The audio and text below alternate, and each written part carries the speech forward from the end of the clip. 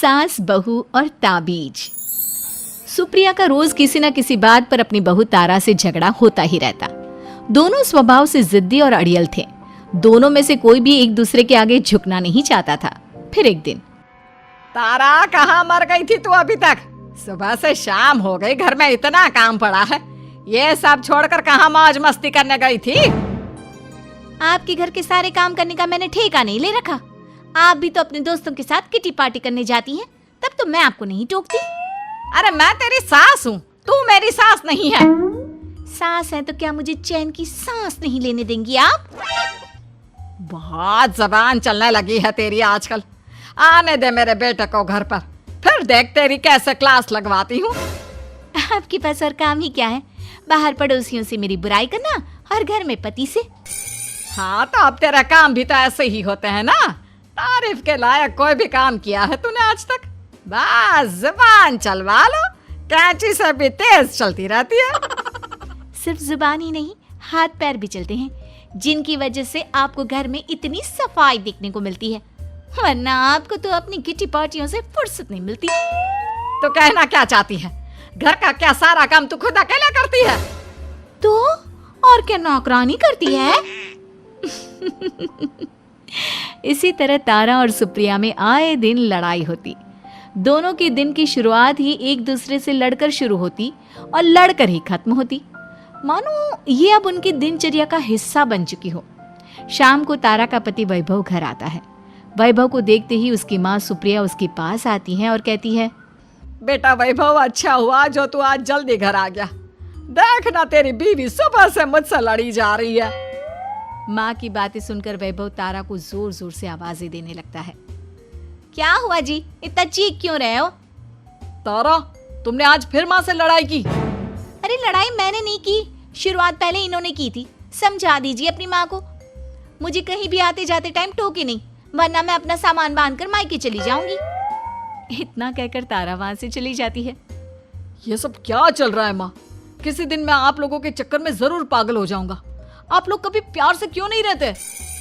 अरे वो हमेशा मेरी बातों का उल्टा जवाब देती है बेटा। अब तू ही बता मैं क्या करूं?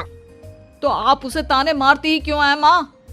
वाह बेटा वाह, तुझे मेरे ताने दिखते हैं, उसका बात करने का तरीका नहीं दिखता। देखा नहीं वो किस तरह से बात करती है मुझसे? मुझे माफ कीजिए माँ, मुझे आप दोनों के बीच में पड़ना ही नहीं है। आप दोनों ही एक जैसे हो। इतना कहकर वैभव वहां से चला जाता है। वैभव के जाने के बाद सुप्रिया सोच में पड़ जाती है।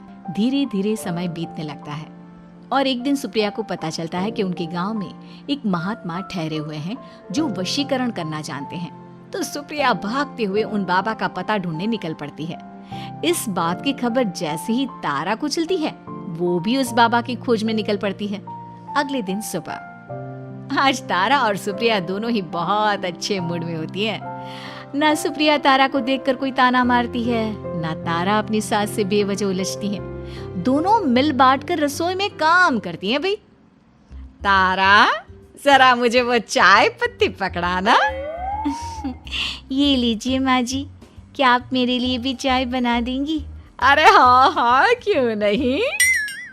इसी तरह दिन बीतते हैं और दोनों का रिश्ता भी निखरने लगता है। ऐसे ही देखते 3 महीने बीत जाते हैं। आजकल ये मैं क्या देख रहा हूँ? अचानक आप दोनों के बीच इतना प्यार कैसे हो गया? एक दिन था जब कभी माँ आप तारा को ताने देते देते नहीं थकती थी, और तारा, तुम पहले तो कितना उलझती थी माँ से, तो अब ये अचानक क्या हो गया आप दोनों को? अरे यह सब तो एक बाबा का कमाल है, जिसने मुझे ये ताबीज दिया था। सुप्रिया के हाथ में बंधा ताबीज देखकर तारा चौंक जाती है। ये ताबीज तो उस बाबा ने मुझे भी दिया था, आपको अपने वश में करने के लिए। इसका मतलब तू भी उस बाबा से मिलने गई थी? आपकी हरकतों की वजह से ही मुझे जाना पड़ा था। ये सब क्या चल रहा है? मुझे तो आप लोगों की कोई भी बात समझ में नहीं आ रही। सुप्रिया वैभव को सारी बात बताते हुए कहती है, अरे जैसे ही मुझे पता चला कि हमारे गांव में जाने माने तांत्रिक बाबा आए हुए हैं जो वशीकरण करना जानते हैं, तो मैं बिना देरी किए उनके पास चली गई और बहू को अपने वश में करने की इच्छा उनके सामने रखी, जिससे ये मेरी हर बात माने। बाबा, मैं अपनी बहू से बहुत दुखी हो चुकी हूँ। वो मेरी एक बात नहीं मानती। आप कुछ ऐसा कीजिए बाबा जिससे मेरी बहू मेरी हर बात मानने लगे। पहले आप मुझे अच्छे से बताइए, आपको अपनी बहू से आखिर परेशानी क्या है? बाबा वो मुझसे कभी प्यार से बात नहीं करती। मैं उसे एक बात सुनाती हूँ तो वो पलट कर 4 बातें सुनाती है। आप कुछ ऐसा कीजिए ना जिससे मेरी बहू सारी बातें मानने लगे। बाबा सुप्रिया की बातों को ध्यान से सुनते हैं और उसके बाद सुप्रिया को एक काले रंग का ताबीज देते हुए कहते हैं, ये ताबीज तुम्हें अपने गले में पहनना है और जब तक मैं ना कहूँ तब तक इसे उतारना मत। तो क्या इस ताबीज की मदद से मेरी बहू मेरे वश में हो जाएगी? सिर्फ वश में ही नहीं, इस ताबीज के कारण तुम्हारी बहू तुम्हारे आगे पीछे भी घूमने लगेगी। लेकिन बस तुम्हें कुछ काम करने होंगे। कैसा काम बाबा जी? तुम्हें अपनी जुबान पर काबू रखना होगा। उससे जो भी काम करवाना हो हमेशा प्यार से बात करनी होगी। धीरे धीरे वो तुम्हारी मुट्ठी में आ जाएगी। अरे ठीक है बाबा जी, जैसा आप कहेंगे ठीक मैं वैसा ही करूंगी। तारा ये सब सुनकर चौंक जाती है। ऐसा ही कुछ तो मेरे साथ भी हुआ था जब मैं उस बाबा से मिलने गई थी। बाबा जी, मैं अपनी सास से बहुत तंग आ चुकी हूँ। वो हर रोज़ किसी न किसी बहाने मुझसे लड़ती रहती हैं। आप प्लीज़ कुछ ऐसा करिए ना जिससे मेरी सास सुधर जाए और मुझे बेवजह टोकना बंद कर दे। तारा की ये बातें सुनकर पहले तो बाबा सोच में पड़ जाते हैं। उसके बाद वो तारा को भी काले रंग का ताबीज पकड़ाते हुए कहते हैं, ये लो बिटिया, इसे अपने गले में पहन लो और जब तक मैं तुम्हें इसे उतारने के लिए ना बोलूं तब तक इसे उतारना नहीं। इस ताबीज को पहनने से तुम्हारी सास तुमसे प्यार करने लगेगी और दिन रात तुम्हारे आगे पीछे घूमेगी। ये सुनकर तारा बेहद खुश हो जाती है। बाबा, इस ताबीज का असर कब तक होगा?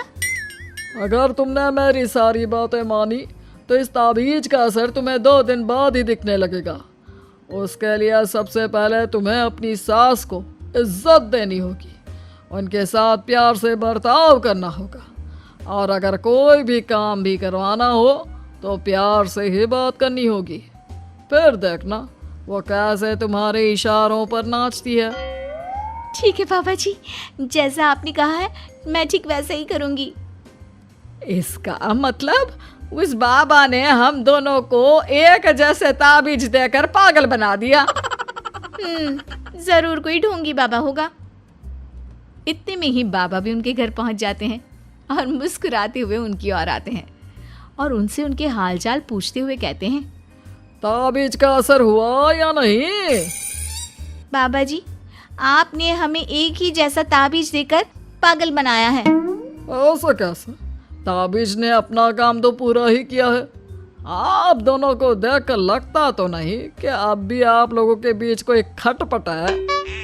खटपट तो नहीं है बाबा जी। अब तो मेरी बहू मेरी हर छोटी बड़ी ज़रूरतों का ख्याल रखती है, मेरी सेवा करती है। हाँ, वैसे अब तो मम्मी जी मुझे ताने भी नहीं देती और ना ही कहीं आने जाने में टोकती हैं। जानते हो ये सब कैसे संभव हुआ? कैसे बाबा जी? यह सब तुम दोनों के कारण ही संभव हुआ है। मैंने जो ताबीज दिया था वो सिर्फ एक धागा ही था। ये चमत्कार तो तुम दोनों ने अपनी जुबान पर संयम रखकर प्यार और संयम के साथ काम करके किया है। बिटिया, कुछ कमी तुम्हारे अंदर थी तो कुछ कमी तुम्हारे सास के अंदर थी। इसीलिए तुम दोनों को सुधारने और तुम्हारी गलती का एहसास कराने का यही एक रास्ता था। बाबा की ये सारी बातें सुनकर सुप्रिया और तारा एक दूसरे की ओर देखने लगते हैं। अब उन दोनों को अपनी गलती का एहसास होता है। शायद आप सही कह रहे हैं बाबा। मैंने कभी अपनी बहू को समझने की कोशिश ही नहीं की। मैंने भी तो कभी आपकी उम्र और ओहदे का लिहाज नहीं किया और जो जब मन में आया बोलती चली गई। हो सके तो मुझे माफ कर देना मम्मी जी। चलो फिर अगर सब ठीक ही हो गया है तो बाबा जी अब आप भी वापस अर्जुन बन जाइए। वैभव की बात पर बाबा अपनी नकली दाढ़ी हटाते हैं तो उसे देखकर सास बहू हैरान रह जाती हैं। अरे अर्जुन भैया, आप? हाँ भाभी, आप दोनों के रोज रोज वाले झगड़ों से परेशान होकर एक दिन मेरे इस दोस्त ने एक प्लान बनाया और मेरी मदद मांगी, तो मैं इनकार कैसे कर सकता था। और देखिए आज उसका नतीजा हम सबके सामने है। सब जोर जोर से हंसने लगते हैं।